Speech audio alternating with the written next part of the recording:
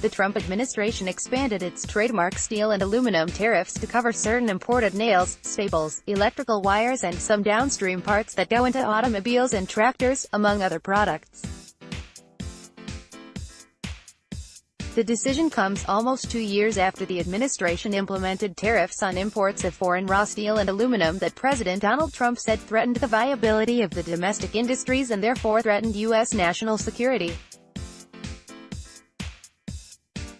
Some imports of derivative aluminum products would be subject to an additional 10% duty, while some derivative steel products would be slapped with a 25% tariff, he said.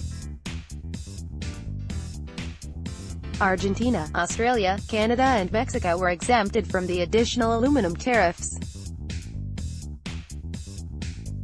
As for the steel tariffs, exemptions were allowed for Brazil, Argentina, Canada, Australia, Mexico and South Korea.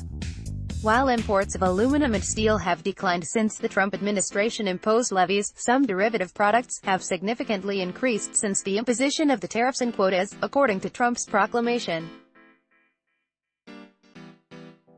Trump said in the document that he had agreed with Commerce Secretary Wilbur Ross in his findings that aluminum articles and steel articles were being imported into the United States in such quantities and under such circumstances as to threaten to impair the national security of the United States. Trump has used tariffs and the threat of them to affect policy.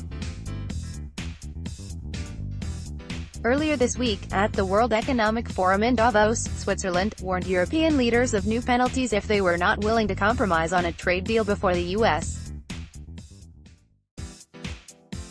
elections in November. Trump departed from the more conciliatory tone he had struck earlier in the week, once again highlighting the option of tariffs on imports of European cars and parts and claiming that he targeted China first in his trade war because an unfair EU is harder to deal with.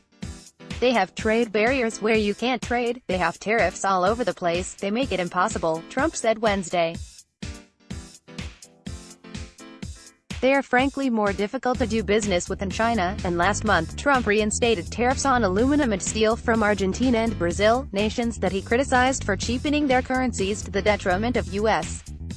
farmers, and he again called on the Federal Reserve to loosen monetary policy. Linking his trade agenda with his Fed criticism in an early morning tweet, he said the two South American countries have been presiding over a massive devaluation of their currencies, which is not good for our farmers. The president's action amounts to retaliation against two nations that have become alternative suppliers of soybeans and other agricultural products to China, grabbing market share away from the U.S. Rural voters, including farmers, are a key constituency for Trump as he heads into the 2020 presidential elections. Trump has long grumbled about the dollar's strength and urged the Fed to abandon decades of precedent and act to weaken the greenback. The U.S. government's dollar policy has traditionally been directed by the Treasury Department.